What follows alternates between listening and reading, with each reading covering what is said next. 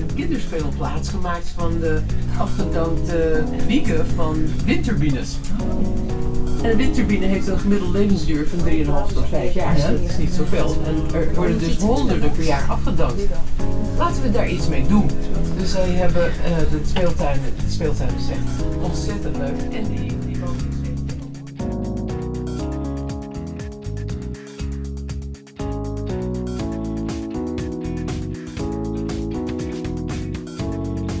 is one of the new passages from the city through the station in towards the water at the back, the I, opened, and it's called the Amsterdam Passage.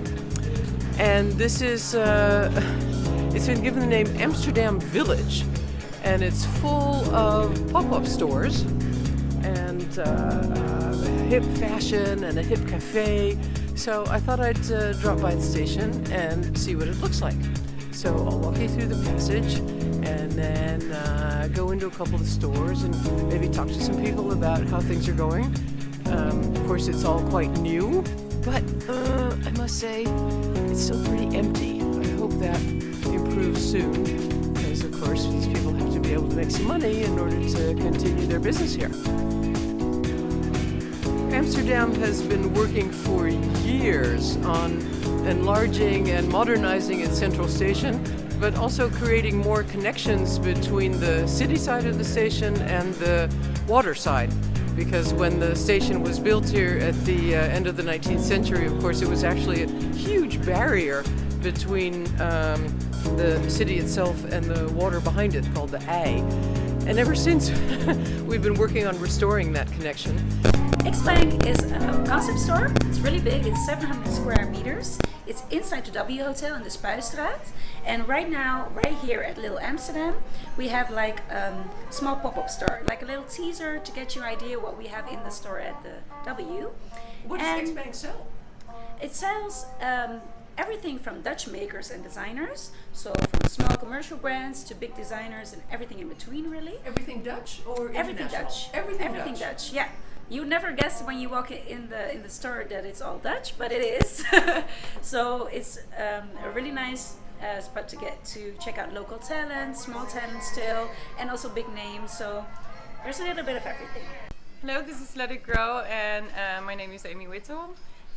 We are a digital platform, and we are promoting plants and flowers, and because we think that plants are in this society underestimated. Well, this is the first time we're actually opening a physical shop, but we want to introduce ourselves. We want to promote our what we do. We want to get people to know us, really.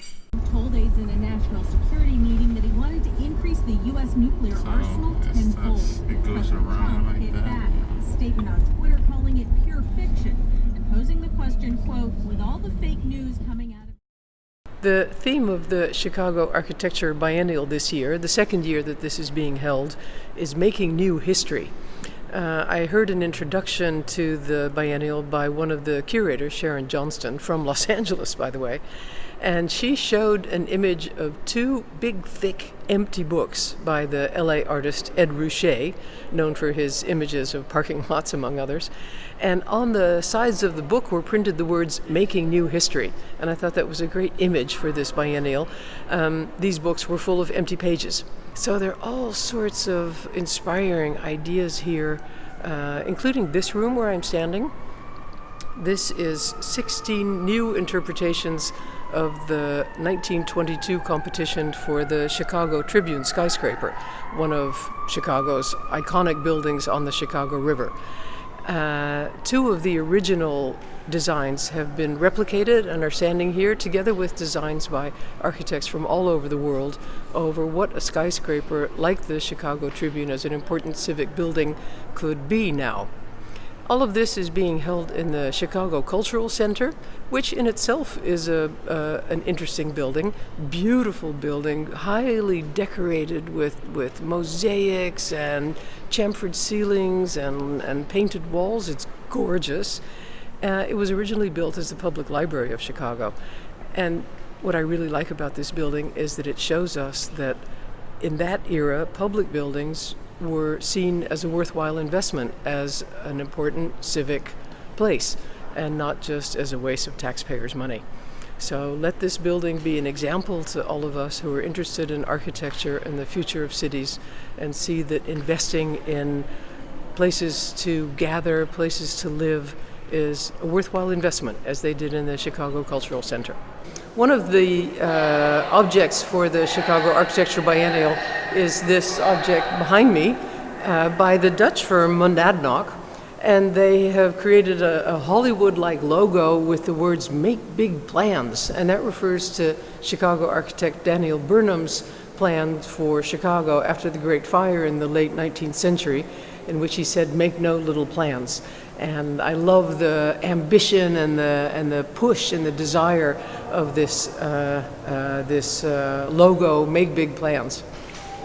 It's an overwhelming, exhausting, exhilarating experience, the Chicago Biennale on making new history.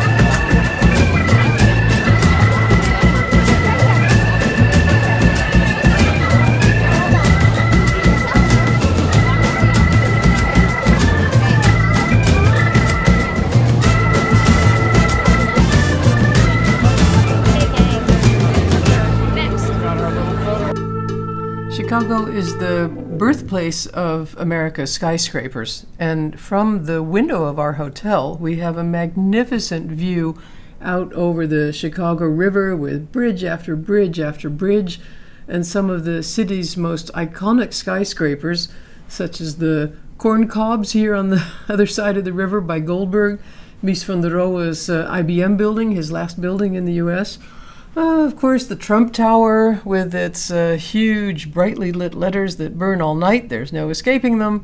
Further down the river, the famous Wrigley Building, and also the Chicago Tribune, one of the U.S.'s most famous competitions from the 20s.